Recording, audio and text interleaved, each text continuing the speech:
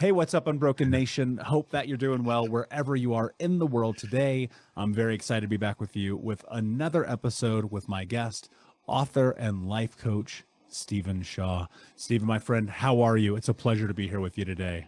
I'm really awesome, man. How you doing? Man, I'm so good. I've been looking forward to this conversation since you and I connected earlier in the year, and I know that it's going to be a very powerful conversation. Uh, That said, before we dive in, tell us a little bit about how you got to where you are today. Right. So my kind of backstory is my childhood was a strong influence on me, like most people. And my mother had severe bipolar disorder, and that created an atmosphere at home that was very unsettling and threatening. And that definitely shaped my emotions. And then I lost her when I was 5 years old. So I grew up with my dad from 5 years old. And my dad was a man of his time. So he was not very emotional or affectionate. I think it was just the way people were then, men. And he was more about growth and achievement and, making sure you get somewhere in life. So I kind of landed up in a situation where from a very young age, I was looking for love and fulfillment because I just wasn't getting it from a lack of mother and a father who was more sort of stoic.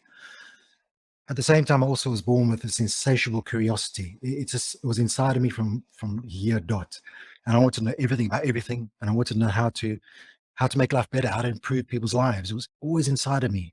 So my kind of drivers in life have been this need to know and to learn everything about life, which is why inevitably I became a life coach. And the second thing was understanding love and fulfillment, including self-love and what it means and how to feel more loved and happy inside and fulfilled. So these things drove me extremely hard in life, and they kind of weaved the whole pattern of my life. And I mean, you kind of have these drivers, right? But life happens to you along the way. So, I went through normal school like most people, and I was bored out of my mind of school. I don't know why we had to learn these bizarre subjects that had no relevance to life. Still don't get that at all. Um, I was really happy to go to university, though. I spent 7 years studying psychology, a passion of mine, and it was a totally different thing. Suddenly, I was motivated. I was getting straight A's. I even got merit bursaries and 2 years for free. It was a totally different thing, which shows you the power of doing what you love and studying what you love. Um, and then, unfortunately, along the way, in my 20s, I got married and divorced very quickly because I was married to a woman when I was 21. And a year later, I came home to find her in bed with my best friend. And that brought up all the old issues of childhood, like self-love, worthiness. And that was a defining moment at 21. I hadn't yet started studying psychology, but that moment was when I said to myself, I need to really understand what I'm about, emotional issues, self-love, and how to create profound, intimate relationships. So that was another driver that pushed me really hard to become not just a life coach, but an intimacy coach, first for myself, and then obviously to give what I learned to other people. I also had a few other experiences, like most of his life. At 25, I was viciously attacked by three men and told that it was the last hour of my life. And I developed severe PTSD, which stuck with me for years. And it was a brutal thing. And PTSD obviously is fascinating. You can get it from being in a war situation, conflict. You can get it from a severe car accident, from rape, all sorts of things. So PTSD has many different precursors, but it's really hard to get rid of. It creates a state in your brain of fear and vigilance and hard to calm down and relax. And unfortunately, that affected some of my romantic relationships too. So the whole time, these things are shaping me and I'm driven and learning, whether it's through books or doing seminars and courses. I was looking for the best of the best in life. And then I got to a point where I was very successful in life. I was earning lots of money. I had a learning and development consultancy. Life was really good. And I got to a point there where I just felt I hadn't got the final thing I was looking for. I wanted the ultimate answers in spirituality, in metaphysics, in the meaning of life, in fulfillment and true success.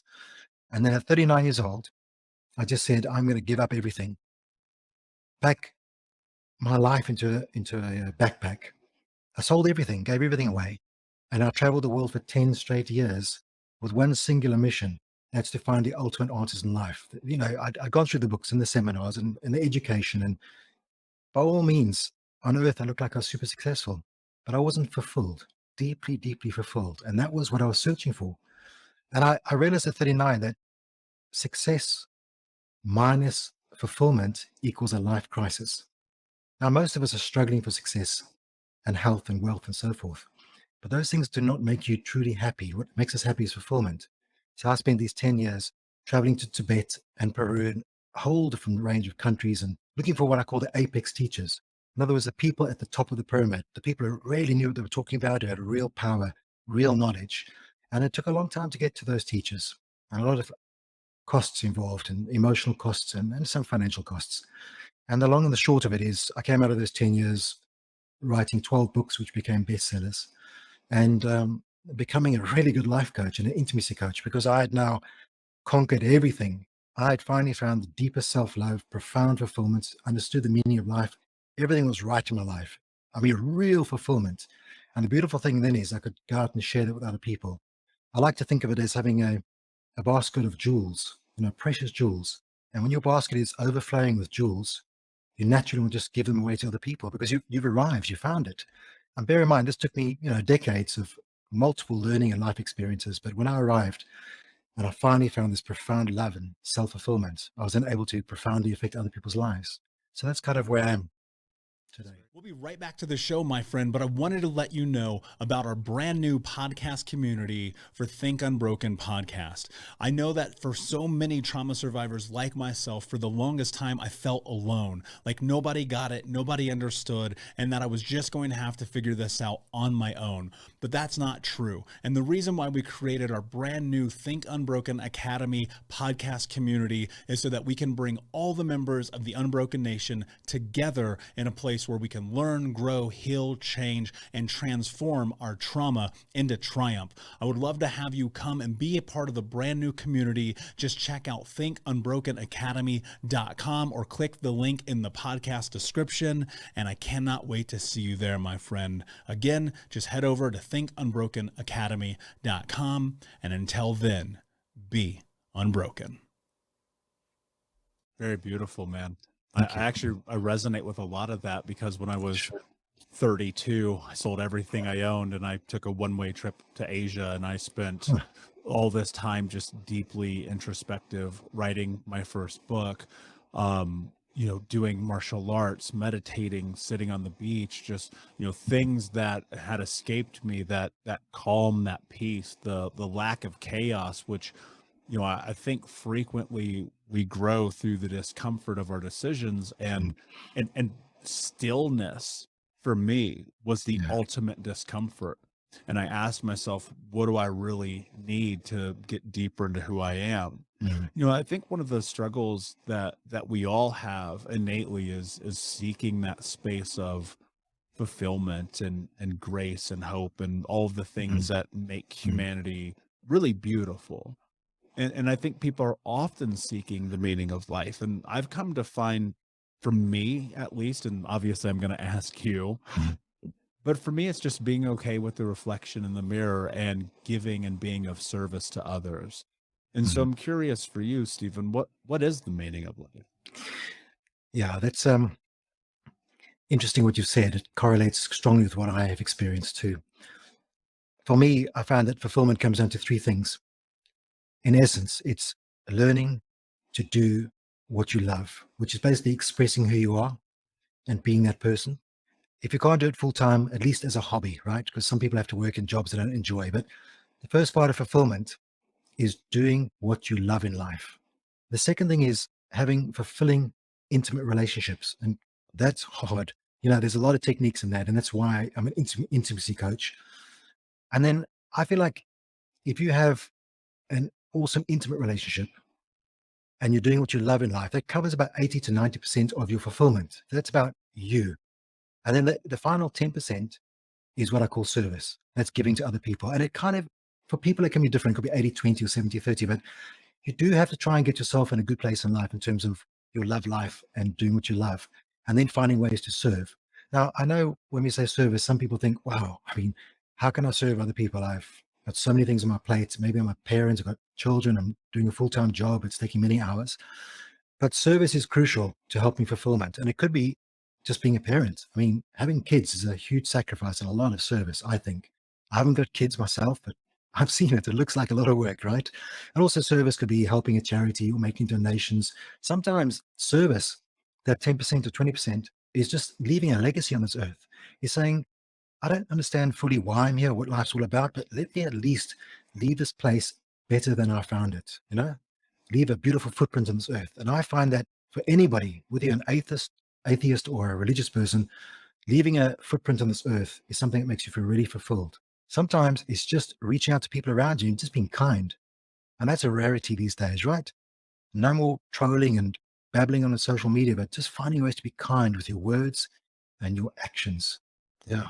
Yeah, I love that. And I love that you use the word kind. It's one of my personal values Mm, mm, because kindness is everything. Like it really is. And, I think that that is a journey we each must discover independently. mm. I want to dive into intimacy for a moment because I Sure. think it's an incredibly important conversation. Mm, And I think often like people kind of misunderstand intimacy, right? mm, And they think it's just sex and mm, orgasms and mm, that mm. shit. And it's not. And so what I would love is two things, Stephen. One is first and foremost, talk about your journey to finding intimacy after having that experience at Sure. 25 years old Sure. and what that actually means to you now, looking at intimacy being such a huge facet of what you believe leads to fulfillment. Yeah, this is actually fantastic because my journey is a journey as a human being and as a man. I mean, we have to understand that there are aspects of who you are that create certain ways of thinking, feeling, perceiving. So, for example, if you are born a man, you generally have a fair amount of testosterone, right? And that can also affect the way you are in relationships because sometimes testosterone can drive you to be an achieving orientation instead of focusing on intimacy and connection, right? Whereas human beings that have more estrogen are naturally more social connectors and into intimacy. So there's various aspects of this, and I think my journey is beautiful because it's not just as a human being, it's also as a man. And moving away from my father, who was my role model, of course, when you're young, he's your role model.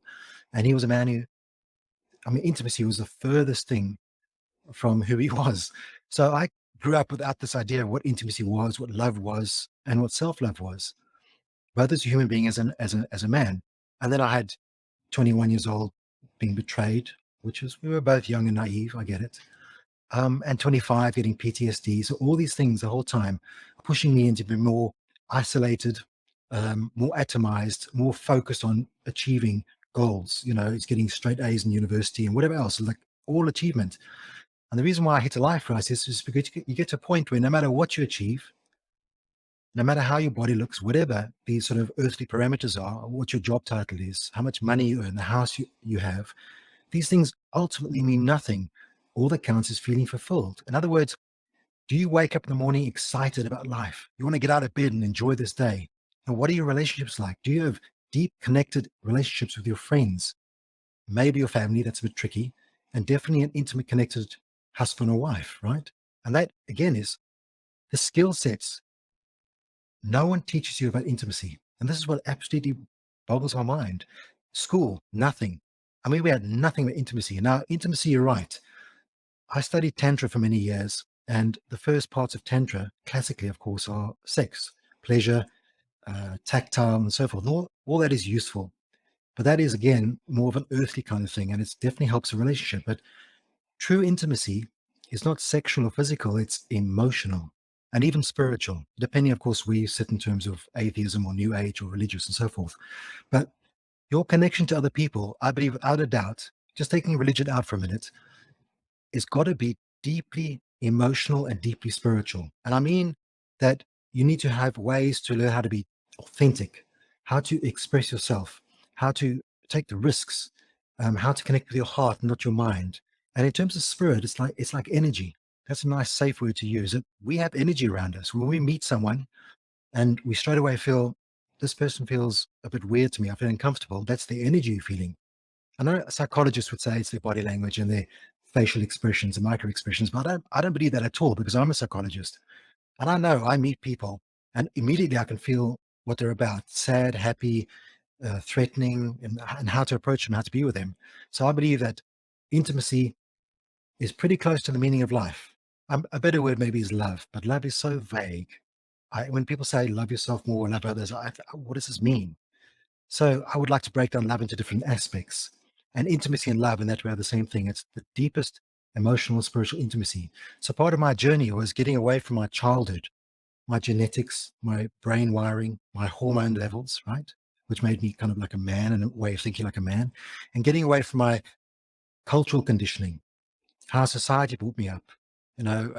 My parents, my childhood, if there was any trauma, and there was abuse, loss, all these things are shaping you, right? The first 3 to 5 years of your life are so crucial.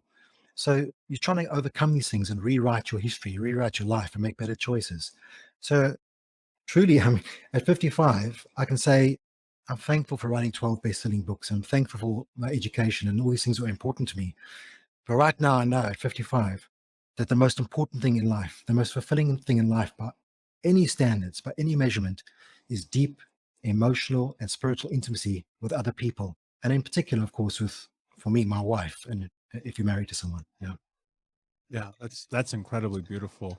Uh, One of the things that for me in my journey I found, and this is kind of the direction I want to step into, is having to face the reality that intimacy only comes through ultimately letting your guard down, the willingness to let Mm. people in, the understanding that the truth that realistically most people are not out to get you. And so Mhm. I'm really curious about, not only in your journey but in a practical sense, how can folks step into that place of being open to intimacy? All intimacy starts with self-love, and this is the stepping stone. And it sounds like a cliche, I get. You got to love yourself to love other people. And for years, I thought that was a total cliche. But the truth is, you need to learn to love yourself. And that means overcoming your childhood traumas, your personal history. If you've been through abuse or loss, it could be being betrayed as an adult. All these things in life are setting you up to make decisions. You come to a crossroads in life that no matter how many bad things happen to you, you have to make a fundamental choice if you're going to go left or right. Are you going to love yourself, or you're not going to love yourself? Now, part of that is a choice. When I was in Tibet, a Lama said to me, and I thought it was profound. He said to me, "You are what you choose to become." And I was like, what about my past, my parents, the things I went through, the loss of my mother, being betrayed and PTSD? And he said, at some point, you have to choose what you want to become. And that was profound to me, right? So self love is partly a choice. It's partly, as you said earlier, which I thought was beautiful, is looking at yourself in the mirror and accepting who you are. Now, I think that the foundation stone of self love is self acceptance, right? And that's a choice you have to make, because if you don't accept yourself, it doesn't matter who you're with, and no matter what they say to you, how much they love you, you will still not accept yourself. You've got to start with yourself. So self acceptance, and I read this in the first book, I Am, which is still the best selling book of all my 12 books. It's amazing.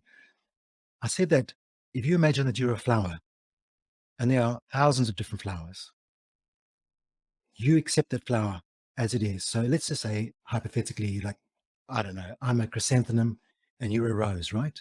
Now, they're totally different flowers. So I don't want to compare myself to you and say, wow, look at the colors you have and look at the way you're growing and all these different things. I'm going to say, I'm the chrysanthemum. I'm going to accept myself as I am, and you accept who you are. So I'm not going to compare and contrast to other flowers. I'm just going to accept myself completely. And accepting yourself means that there's full ownership of who you are. And this is something, again, that I was taught by a shaman about total ownership. You see, when we have trauma in life, we often become a victim, which is natural and expected. And it should be like that for a while. You feel, poor me, I need help, I need support, I need a therapist, I need friends, whatever. But at some point in life, you can't stay a victim. You have to practice ownership. And ownership to me is more than self responsibility, it's owning every bit of who you are. In other words, you look in the mirror, not just owning your physical attributes, your race, your color, your gender, your sexual orientation. It's owning your mind, your thoughts, your emotions, owning the person looking out through these eyes. Because you're not just your body, you're an inner person inside, which is beautiful and special and has never been damaged. So, this acceptance is the absolute acceptance of who you are. And no more compare, contrast. Stay away from magazines and social media if you have to. There's so much in this world that's trying to tell us to be something else. You should be an action hero. You need to have rippling muscles. If you're a woman, you have to have sexy curves. It's always more and more and more and more. And those things don't help us. There's so many things I'd like to say here. One of the most profound things I was taught by a Tantra Master is that you are not your body. And I know some of you might think, wow, that's a bit esoteric for me and so on. But I'd like you to think about this. When you see a car driving by, there's somebody driving that car. And what's more important, the car or the driver? So if you imagine that your body is like a car that you have, and you have one car for this entire journey of life. And the car comes in different brands, sizes, models, shapes, colors. And it's okay. There's thousands of different kind of cars. When we meet someone, we shouldn't care what the car looks like. We care about who's driving the car, right? So when I'm meeting somebody, I don't care about your race, your sexual orientation, your gender, ethnicity. All those things are nonsense and meaningless. I'm interested in who you are driving the car. Who are you as a person? What are your, as you said earlier, which I loved, what are your core values? Because your core values define who you are and they define how you interact with other people. And when you have what I call healthy core values, you're on the road to self-acceptance and self-love. And we can talk about this in more detail as we go along. Yeah, I mean, that's incredibly profound. I actually love that analogy. I think that's one of the most beautiful things anyone's ever said on this show because it's so true. And the reality is when you look at your life and you look at your experience, if you only are ever relegated to this idea of this physical presence as the thing that determines your value, Yeah. you're in trouble. Super trouble. Yeah. And I played that game for a long fucking time, man. It was like Mm, money, cars, like you hear this all the time. But one of the things that I wish we could change was the fact that until someone actually experiences this, mhm. it doesn't shift. And, you know, because I think for myself and obviously hearing it in your story, it really took that moment of reckoning where I was like, wait a second, this car doesn't fulfill me. These clothes don't fulfill me. This Yeah. stuff doesn't make me feel Yeah. like a good person. Exactly. One of the things I'm curious about is when you are driven, when you do want to be successful, Mm, and this mm, idea about acknowledging self and having acceptance, mm. where it, or I guess I would phrase it like this, is there a reconciliation of realizing that it doesn't matter about what you actually accomplish as long as you move forward, and that being the acceptance? Because I think about for myself, I'll make this about me for a moment because I literally don't have a better way to phrase this. Mhm, I want to have success, but I mhm, don't want to be my success. So how do mhm. you navigate that when you're trying to build into what is the next phase of your life? I think you need to understand that, like there are core values, there are core drivers, and all of us have the same core drivers. So if you think of success not as success but as growth, we all have this need for growth. It's just built into us. You reach a certain point in life and you feel like, okay, I've done that. What's next? And that's okay. It's okay to keep growing, getting more challenges, achieving more in life, finding out your full potential. I mean, it's part of the excitement of life, and that's okay. So I am now more interested in growing and expressing more of who I am and finding out more of who I am and who I can become and how I can affect other people's lives. How can I make a bigger impact on the world? How can I leave a more beautiful footprint? So I think more of growth as opposed to success. So because success means nothing. What does it mean? You know, when you go on social media and you post some post on Facebook, you might get 10 people say like, wow, it's amazing. Then 10 people like crap all over you. And then 10 people insult you.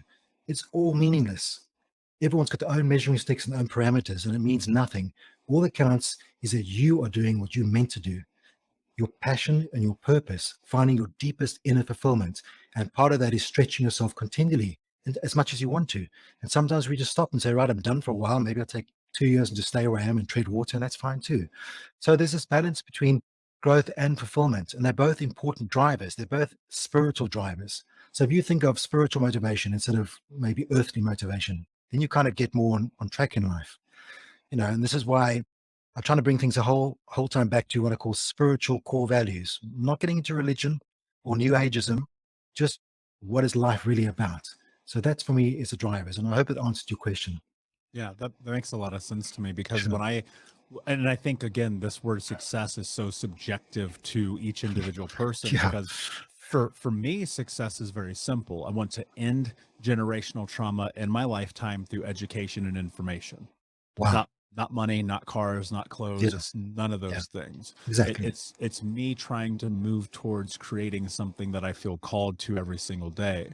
And I hope that people will be willing to give themselves the space to even acknowledge big, grandiose, scary ideas, because I think we get so ingrained with this idea that we're not capable, we're not good enough, we're not strong enough. And it's just like, determined by who?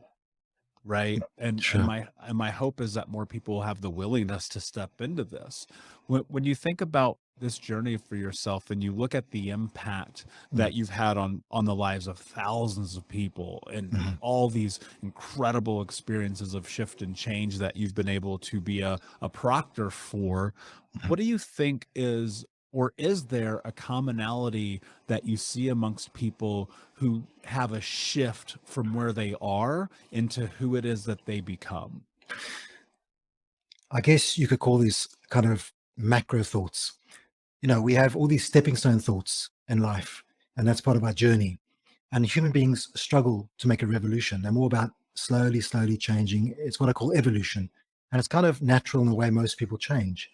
But at some point, you could make a revolution by changing master thoughts in your mind. So, one of the master thoughts I mentioned earlier is what a Tibetan Lama said to me. He said, "You choose what you want to become." And that kind of blew my mind because I thought, but I've got all these background issues and personal history issues, and this is who I am, right? Physical conditioning, genetics, hormones, emotional things, childhood, society, culture, media, all the things I mentioned kind of shaped who I am in the first 3 to 5 years and longer. And he said, no, choose who you want to become. So here's a beautiful lesson, and I'll try to answer the whole question as much as I can. He said to me, I want you to think about your core values. Now, your core values are your principles, your beliefs, your internal motivators. These are the things that describe how you feel about yourself and how you interact with other people and the world. So these things are absolutely fundamental. In other words, your body is like whatever, your mind is whatever. It's your core values that dictate kind of who you are and dictate how your life will manifest. And he said, and if anyone's listening, do this exercise at home. Get a piece of paper or a journal or a diary and write down your core values. For example, my core values now are obviously very positive. Like I'm loyal, I'm honest, I'm respectful. Those are my core values. I'm also driven and I also enjoy growth.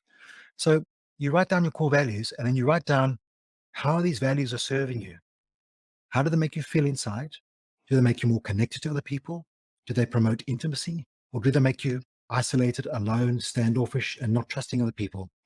Hey, Unbroken Nation, we'll be right back to the show, but I wanted to let you know that you can grab a copy of my first book, Think Unbroken: Understanding and Overcoming Childhood Trauma, for free. If you go to book.thinkunbroken.com, you can download the PDF ebook version of the book and get everything that I know about the baseline of healing trauma for free, downloaded to your email right now. Just go to book.thinkunbroken.com to download your copy of Think Unbroken: Understanding and Overcoming Childhood Trauma for a PDF for your phone. Again, that is book.thinkunbroken.com.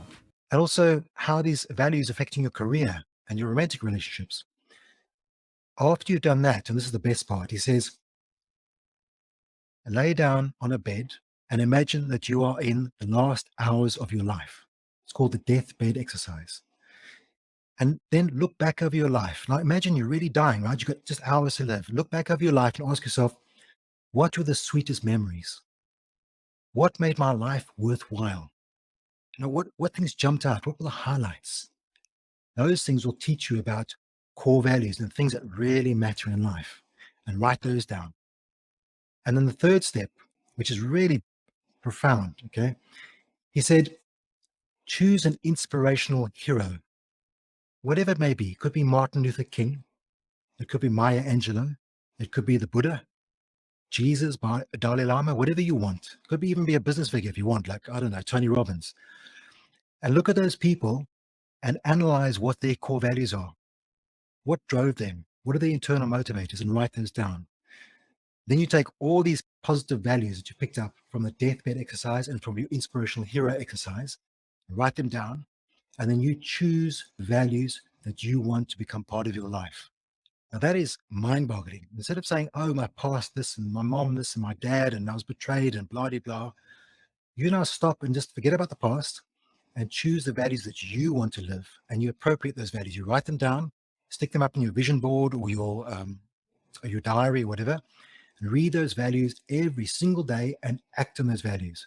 Even if you feel like you don't trust people, and I went through that for many years. If I say now my new value is I am trusting, doesn't mean you're naive and stupid about things, but I'm trusting people now. I'm going to start practicing that. I'm kind of going to go against who I am. And the amazing thing is, when you go to the essence of who you are, which is these core values, and you transform those, you transform your life, you transform your relationships, you transform the way you feel about yourself and your self-love. So I'm not sure if I've answered the whole question. I kind of forgotten the original question, but this exercise for me was so powerful and so transformative in terms of how I felt about myself and how I created deep intimacy with other people. Yeah, that's really incredible. And I think I recall in the beginning of my journey when I really started stepping into this work, I had an early mentor called Brendan Burchard, and he has this concept called live, love, matter. And Hmm, every single day he asks himself, did I live? Did I love? Did I matter? that's good. And that to me feels like that deathbed exercise, because Yeah, I think about that every single day, yeah, that this human experience is so fleeting and it can be over in a heartbeat. so true. But one of the things I know is like people are so stuck, man. They're so stuck. Mhm. How do we get unstuck? I know that's a very vague question, but I know you're going to understand what I'm Sure, asking. sure. I mean, there's so many aspects of this. I'm a very pragmatic person, very strategic, right? And I'm not interested in just telling people vague concepts. So I've written a webinar called The Intimacy Blueprint, which is exactly this: how to take you into radical self-love and profound intimate relationships. And that's obviously my website. But there's a number of exercises you can do. The first one I've mentioned is these core values, and that is profound. How can transform your life. Another exercise, and I'm just going to mention a few things that I have found to be incredible for clients and for myself and transforming life. And most of these come from tantric masters and Tibetan lamas and the apex teachers on the planet that I sought out for 10 years. So there's a thing called compassionate curiosity, which I also found to be absolutely incredible.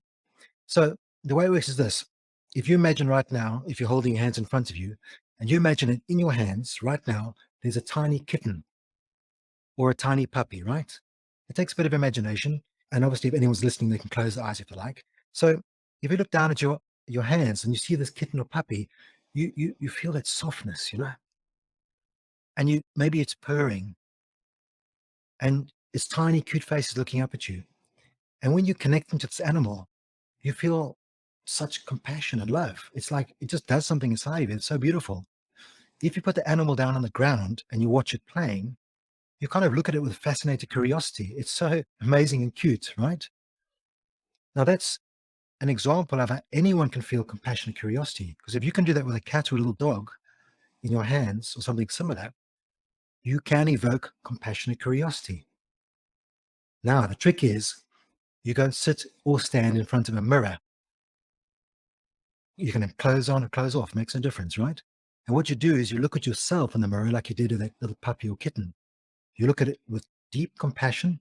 Look at yourself, especially the person looking out of your eyes. You look at yourself with this deep compassion, which you can do because you did it with a puppy or kitten, right?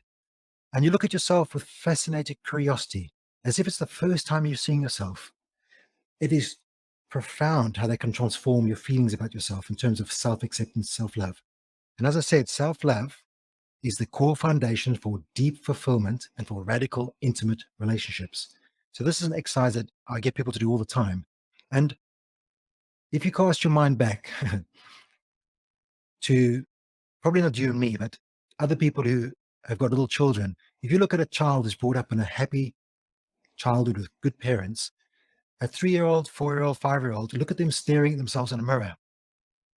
They are loving themselves. It's so natural because we are built to love ourselves. We're built to love other people. Now, you and I have a difficult backgrounds in childhood, so we probably don't know what it feels like.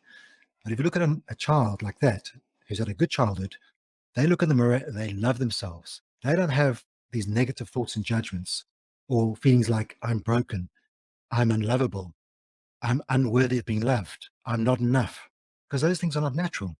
that is all because of a lack of love that we didn't get, and therefore a lack of self-love. So when we practice exercises in front of the mirror, and again, accepting and looking at with compassion and curiosity our bodies, because it's important, we have bodies, but most importantly, our minds, our emotions, and the person looking out from these eyes, we can start to create that radical, profound self-love. Some people who've had difficult childhoods have what I call a critical internal voice. And again, it's totally unnatural. A young child looking in a mirror would never have a critical internal voice. And some of us have this horrible voice that breaks us down and berates us and criticizes us. And so one of the exercises I do for clients, I say to them, right, get a piece of paper and listen to this critical internal voice. Not about what it's saying, but who is saying it, because it's not you. That's not natural. A critical internal voice is not you. It came from someone else. And you take time, introspective, maybe meditate and think about who this voice is from. Is it from your mom, your dad? Where did this come from? I promise you it's not your own voice, because a child with a good childhood, like I said, looking in the mirror, has no critical internal voice. It's totally unnatural. And then, and again, these are important strategic things. One of it's going backwards and looking at where it came from and who it is. And the second thing is then creating these affirmations. Once you've done that, brought it up to the surface, you start to think of these kind of affirmations. And I love writing affirmations down. They're so important. If anyone's listening to this right now, get a vision board. They are so important. Stick a vision board up in your office, your bedroom, I don't care where it is. And that's where you're going to put up all your visions of who you want to be, who you choose to become, your affirmations. So one of the most beautiful affirmations for me is this: be your own best friend. Now, if you've got a critical internal voice, you're like a bully to yourself. And we hate bullies, right? So an affirmation to put up there after you've analyzed who the critical voice is, because it's not you, stick the affirmation up there: be my own best friend. And the second affirmation, which I love, is this: be my number one fan and cheerleader. Because if I don't do it, who's going to do it? So these are all solid exercises that you can do, always going back to the past a bit and looking where things come from, and then changing things through different exercises and affirmations. And that is changing. Now, I want to make something really clear. And I struggled with this for a long time. We have this idea that self-love is either completely absent, which you and I probably felt like in our childhoods, or it's totally present. But self-love doesn't go from 0 to 100. And this is where people go wrong. They're always struggling to feel like, well, do I have all the self-love yet? Am I self-loving? Do I love other people? I prefer people to think of it as a gradual process. It goes from maybe 0 to 100, but it's very slow and steady. And you can't really measure it. It's more intuitive, right? So what I like to do is tell people, take their hands, put them on their chest or their heart, and feel what the self-love feels like. And if you're doing intuitively, you might say, well, I feel like I've got about a quarter or half self-love, or maybe a percentage, 30%. And my goal is every week and every month to increase the level of self-love inside of me, not to get to a point where I've arrived, because how will you know when you've arrived? And if you make this one of your primary goals in life, to just gradually, every week, every month, increase the level of self-love inside of you through various exercises and affirmations, and through choosing who you want to become, then gradually you start to affect every part of your life, your career, your relationships, the level of fulfillment you have in life, and you start to feel unbroken. Yeah, that is so true. And I think about so much of how this process really truly does begin with like self-talk, with the words in your Yeah. mind. And Yeah. I preach this from the pulpit all the time. If you don't believe in yourself, who's going to? Mhm. And it really, really truly starts with you. And one of the things I think, Stephen, that has felt very true in this conversation Mhm. is a word that I'm going to use called vulnerability. Oh, And yeah. and I think it's a word that people desperately fear. And I have come to find that in fact it's probably the most empowering word in the English Mhm. dictionary. Yeah. And I would love for you to talk about the role that that has played in your life and how we can help people step into being more vulnerable, because I know they're going to hear a lot of what we said, and Sure. the practicality here has Mhm. always felt to me like without vulnerability, there's a huge gap there. And so I'd love for you to talk about that. Okay. The absolute majority of fulfillment comes from intimate relationships. And I want people to think about this. Human beings are primed for belonging, connection, and intimacy. So if you have a bad childhood or you're driven by goals and success the whole time, you're not understanding these fundamental core needs that all people have. All people have these. If you do not get your belonging, connection, and intimacy needs met, you naturally start to feel more anxious and depressed. And the absolute majority of anxiety and depression on this planet, which affects at least 20% of people all the time, comes from not having good relationship skills and self-love. So this all goes round and round the whole time. I've completely forgotten what your question was now. Yeah, I was asking about vulnerability. Oh yeah, thank you. Vulnerability. So when we bear in mind that one of the core things that we need, no matter who we are, no matter what our culture is, nothing, is this need for belonging, connection, and intimacy. We cannot have that unless we do two things. One is learning how to be authentic, in other words, expressing who we truly are. And secondly, being vulnerable. And vulnerability is nothing more than letting go of the barriers and letting people have a look at who you are. Now, bear in mind, in order you to feel like life is meaningful and purposeful and beautiful and spectacular, you have to have belonging, connection, and intimacy. But you cannot have those unless you are willing to be authentic and vulnerable. And you can't have those unless you worked on your self-love. So really the stepping stone is always self-love.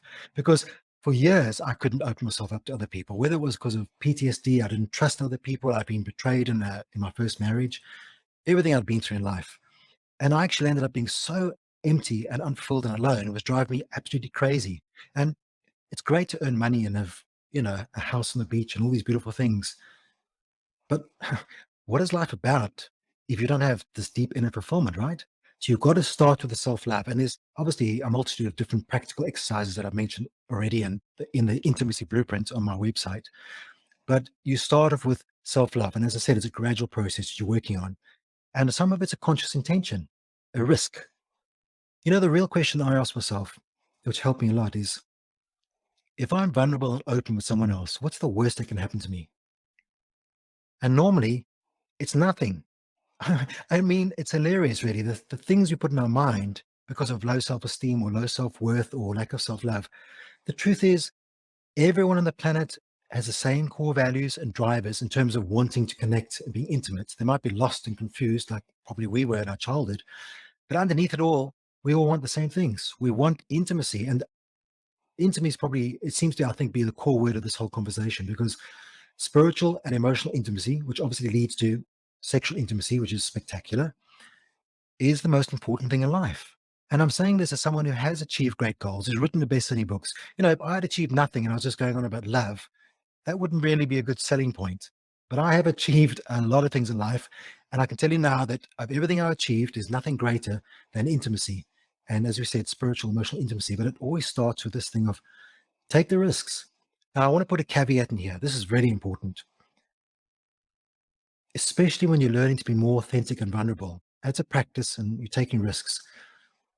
Just because you want to be authentic and vulnerable doesn't mean you must be authentic and vulnerable with every single person, right? Yes, thank you. And this is important.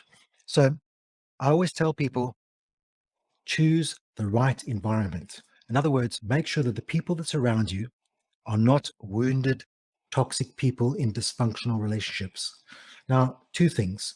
If you are broken, unlovable, have a bad childhood, unfortunately, you tend to choose dysfunctional people that reinforce that negative emotion inside of you. It's a habit we do because the brain looks for familiarity and safety. So we try to choose things we know, which unfortunately is toxic, wounded people, right?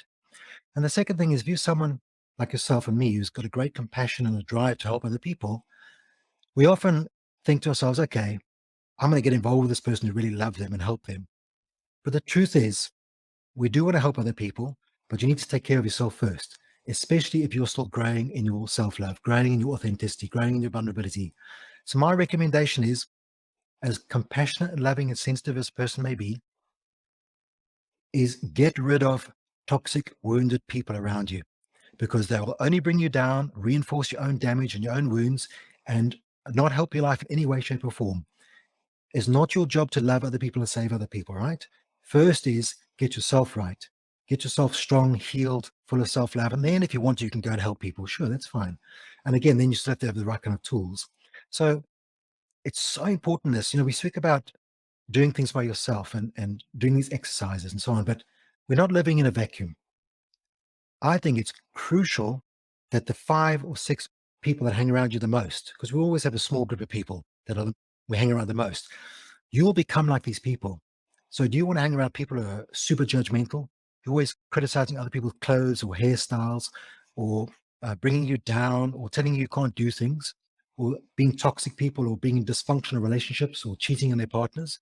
That is going to harm you and bring you down in the long run. So absolutely get rid of those people.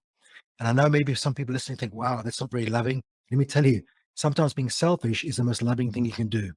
So I believe firmly that you need to surround yourself by 5 or 6 core people who are supportive, who are kind, and who are inspirational. And that way, your whole group, your little tribe, can gradually bring themselves up higher and higher and higher.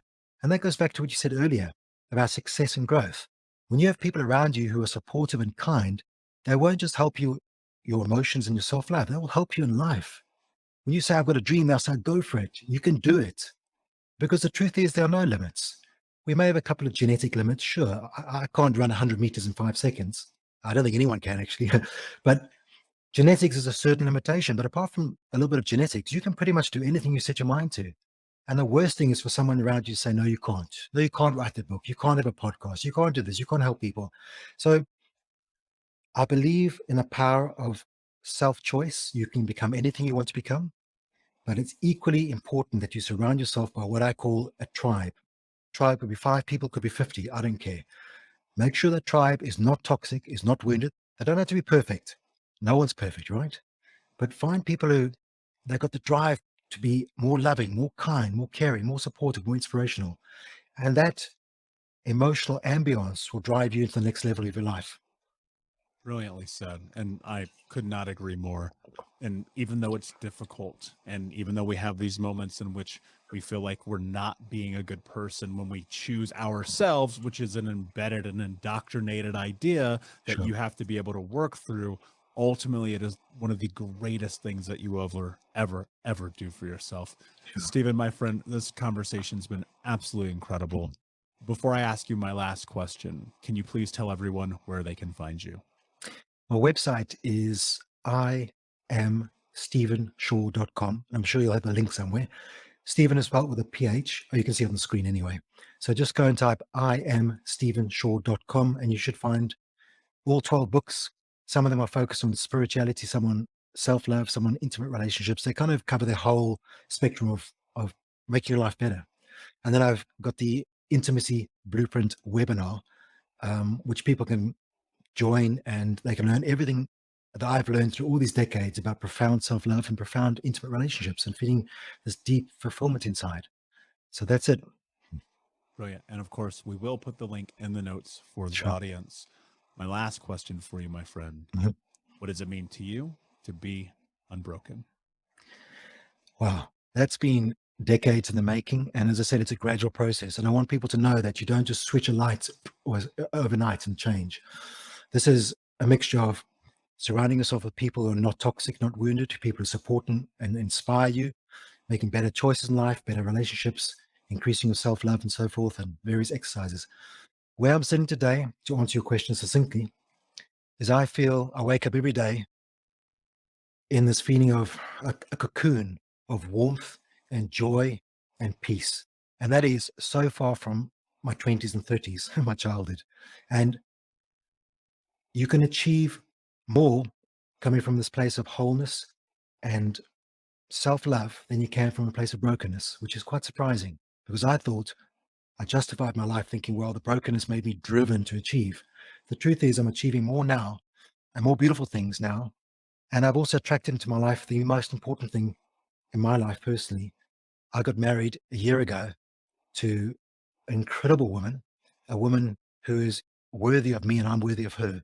And that is because we both have worked on this profound self-love. By the time we met each other, we were in this beautiful place. And two people who have profound self-love and kindness create a marriage that is off the charts.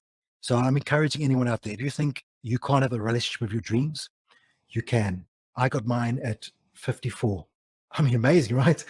54 years old, you think, oh, it's kind of over, but it's not. And we have the most profound beautiful, drama-free, stress-free life, a relationship that is beyond anything I imagined. So it can happen, but it comes down to this culmination of different things, of self-love, self-acceptance, and so forth. So if you're out there listening, just know that anybody can make these changes. Anybody can increase their self-love. Anyone can attract the most beautiful relationships in life, and anyone can reach a state of deep peace, love, and fulfillment. Anyone can do this. Agreed. Thank you so much for being here, my friend. Unbroken Nation, thank you so much for listening. Please like, subscribe, comment, share, tell a friend. And until next time, my friends, be unbroken. I'll see ya. We'll be right back to the show, my friend, but I wanted to let you know about our brand new podcast community for Think Unbroken podcast. I know that for so many trauma survivors like myself, for the longest time, I felt alone, like nobody got it, nobody understood, and that I was just going to have to figure this out on my own. But that's not true. And the reason why we created our brand new Think Unbroken Academy podcast community is so that we can bring all the members of the Unbroken Nation together in a place where we can learn, grow, heal, change, and transform our trauma into triumph. I would love to have you come and be a part of the brand new community. Just check out thinkunbrokenacademy.com or click the link in the podcast description. And I cannot wait to see you there, my friend. Again, just head over to thinkunbrokenacademy.com. And until then, be unbroken. Thank you so much for listening to Think Unbroken. Please share this episode with someone who could use it and help us move forward in our mission of ending generational trauma in our lifetime. And if you would, please take 5 seconds to pop on iTunes or Spotify, hit that 5-star, leave a review, and you can also reach out to us on social at Michael Unbroken or at Think Unbroken.